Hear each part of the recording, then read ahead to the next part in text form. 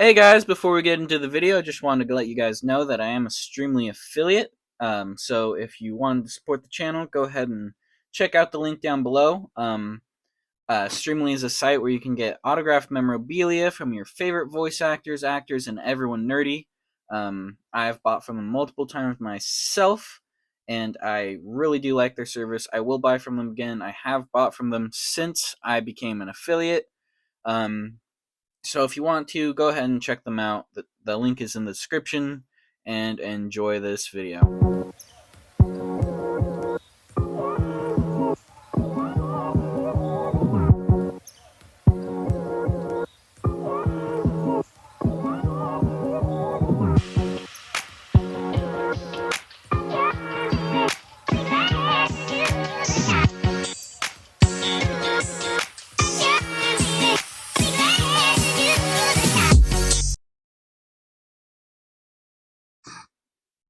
Hello guys, and welcome back to my channel. I'm so happy to have you here. And today we have the Ekko review, my custom Ekko from the Arcane series. As of right now, this is the last Arcane custom that I am doing, and my last video for this year. So I hope you guys have a good Christmas or holidays or whatever, and Happy New Year. And I will see you guys in 2025. But for right now, let's go over this custom, because I actually really do dig it almost in a sort of way. This is Ekko from the season 1 fight scene with Jinx, because this is the version that I could actually see myself doing. It was so hard just to piece this together anyway, especially like the head sculpt, which I had ordered these pieces before I knew where I got the Jinx and Vi head sculpt. So again, those will be linked in the description. And I do believe that they also have an Ekko head sculpt, but I went a little different here. I went with a Miles Morales head sculpt from the PS4 Spider-Man video game, because he had the kind of the same hairstyle, and I just was going to use it as a more of a live action interpretation of Ekko here. So if we bring in Vi, and I'm sorry if my mic cut out there a little bit. I did just put my arm in front of it. I'm not used to using a microphone. I've just been using my camera's mic, which is why my audio has been so bad. Anyway, here's how the head sculpt compares with the Vi head sculpt. This is supposed to be the animated head. Um, and I don't think it's that bad of a difference, honestly. The height difference is there. Vi is considerably short compared to my other customs I made from Arcane, especially Jinx, which I think they're supposed to be the same height, right? So that is obviously not great.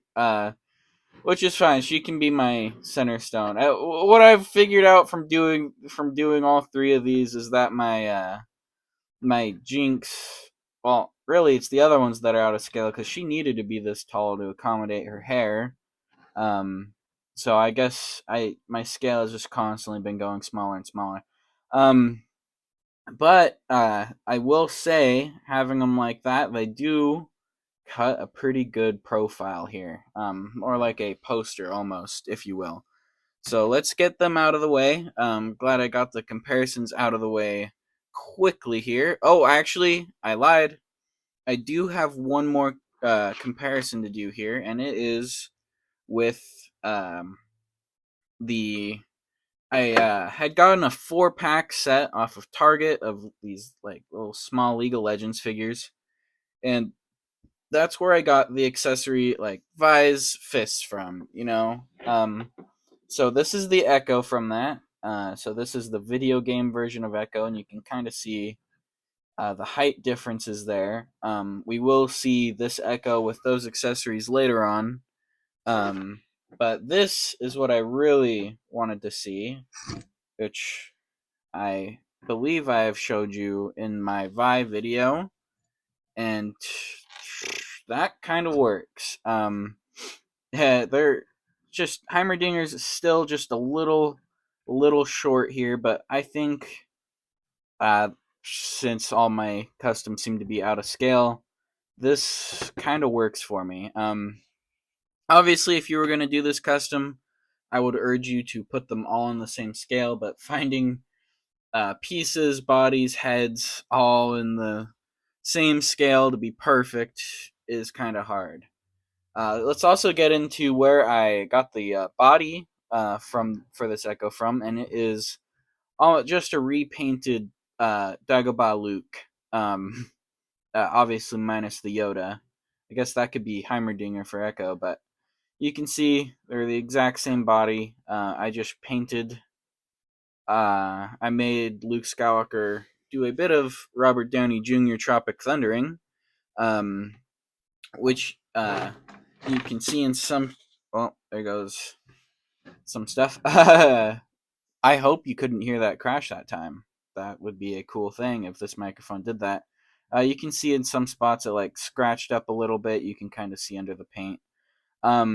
Also, I don't know if you could tell this, but I am extremely white. So I visited my grandpa the other day. He thought I was the Grim Reaper. So forgive me if I mispainted the skin tone. I think it looks pretty good. It doesn't match up with the hands at all. So I'm just going to say the darker parts are because I didn't bother repainting the fingerless gloves here. I'm just going to say that is just like a leather on top. I do like it. And then this is just some cut up fabric. It still has some design on there. I believe that was from a orange lanyard I got from Comic-Con one year. I don't remember which one. I think it was the first time I went to New York. Um, so that's pretty cool. This figure, pretty cool. If you remember in this scene, he had like a wrench, and if you watched the Vi video, I believe I just stuck this in his hand. And that was during the Streamly promotion. I am a Streamly affiliate. The affiliate link will be in the description if you want to check out any of their products. I believe I just had that in his hand, and I took this. This is a pocket watch from a Walking Dead Glenn figure, which I just had in his hand. It's kind of hard to get it in there because you have to stream it down, and then I just rested it like that in his hand because he was swinging it back and forth. Which I'm glad I did that on camera so I could show you how I did it. And that's kind of just how I've been displaying him. But I did say earlier that I would use or trying to use these. This is I took this off. You can kind of see it's way too small. This needs to be like 3 sizes bigger to be accurate to the show. But it is there if you wanted to use it. I more wanted to see how he looks with his sword. Because his sword is very oversized in the game. In the show, it wasn't that oversized. So this might actually be in some sort of scale with a TV show Echo. Let's see how that looks right there. Oh, yeah. That might actually be how I display him. I'm still thinking about using this anyway, since almost all my stuff's out of scale. Just like sticky tack it back there, maybe. That until I figured that out, this is how he's going to look on my display. And that does not look bad. I do wish this design had a little more green in it, but that's just the fault of me using the Season 1 Echo design instead of Season 2. There also, the time I made this, not a lot of Season 2 references out there. I do know that they just released a art book, so I guess I could have looked or bought and looked at that, but I didn't really care for it. And there's one last accessory I wanted to see if it worked. It's this McFarlane Warhammer stand that I have nowhere to put yet. Because, of course, McFarlane couldn't make their own stand work with their own figure. If you want to see my crash out from that, go watch the previous video of Lieutenant Titus. It was a review. And yet, of course, it doesn't work. This stand is not compatible with anything. And Todd McFarlane, next time I see you, I will hit you in the fucking teeth. Don't make accessories that don't work with the figures. So, okay. And he clapped back at me. Of course he did. So, obviously, I'm not gonna go back through and put this back in his hand. But as you can see, I think it looks pretty good. If you were to try this, let me know in the comments down below. I'd love to see it.